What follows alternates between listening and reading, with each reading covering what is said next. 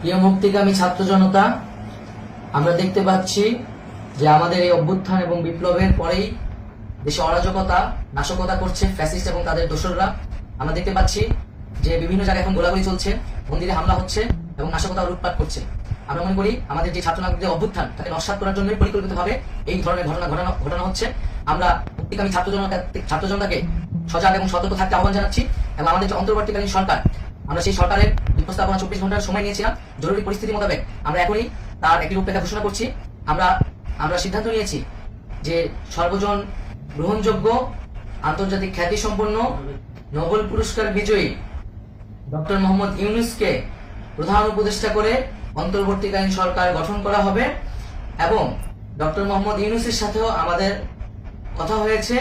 তিনি ছাত্র জনতার আহ্বানে বাংলাদেশকে রক্ষা করতে এই গুরু দায়িত্ব নিতে সম্মত হয়েছে।